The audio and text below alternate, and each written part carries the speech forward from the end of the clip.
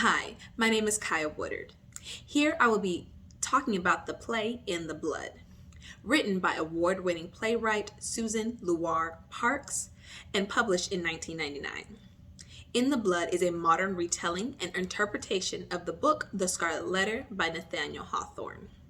I chose to do a review of this specific play because in the original story, The Scarlet Letter, a woman is ostracized for having a child out of wedlock during the Puritan era. I wanted to see how a black woman could put her own twist on a story that many could possibly have a connection to. The story is set in modern New York City. From what I can gather, the time of year is nearing its end, probably late September, close to October. Historically, at this time, New York is recovering from a major hurricane, though it is not alluded to in the play. The play tells the story of a mother, Hester, and her 5 children, none of whose fathers stuck around. She is trying to find someone to help her while her and her family live in severe poverty.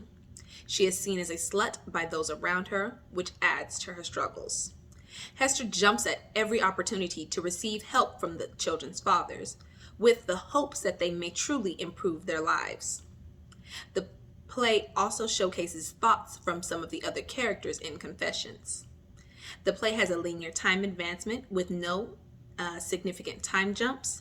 Everything takes place within a few weeks. Hester's story cannot be seen as anything other than a tragedy. I see the theme as being a hard look at the oppression faced by those in poverty and how even when you do receive help, you are still left alone. There are not many characters in this play, 10 characters aside from Hester. Everyone plays a minimum role in the story with no true development to be seen. With that being said, Hester does have a character arc. She is shown first as being a loving mother who is willing to starve so her children have enough to eat. She tries to tell a bedtime story with as happy an ending as possible. As everything progresses, though, we see that nothing is happening in a way that can help them to, as Hester says, get a leg up. She slowly falls lower and lower. We see her snapping at the children quicker than before, to the tragic end where she murders her oldest son. As the main character, Hester has a direct relationship with everyone.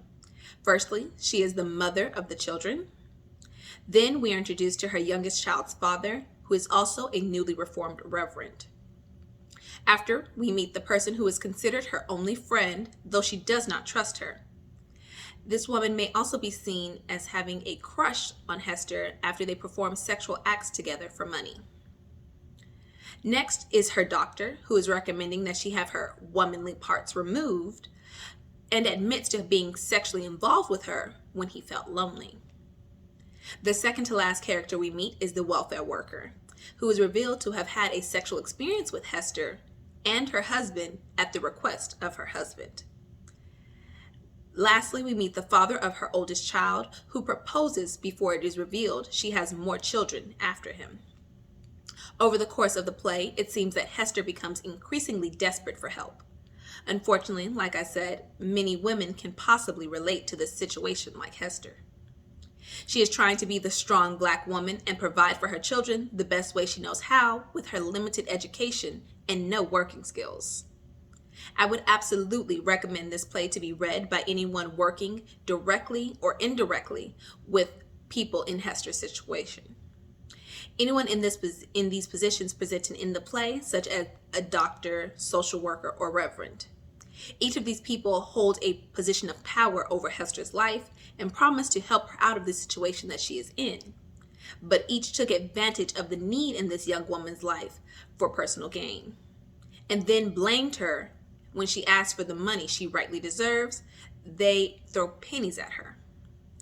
Those in an indirect contact could possibly be in similar positions as a doctor, social worker, or reverend, but slightly removed, such as a medical board member or possibly policymakers. Those with money in the community making decisions that will affect people in the community that are seen but actively ignored. From performing in theater, I have firsthand knowledge of what goes into making a show look great on stage. You've got the lights, sound, props, sets, and things like that, and so much more. But from reading this story, I realized that The story has to come from somewhere. Though it may be fiction or fantasy to me, it is someone else's reality, or extremely close to it. Reading this play showed me that there is more to a play or performance than just entertainment. You could learn something about the world you live in, because not only does life imitate art, art imitates life. Thank you.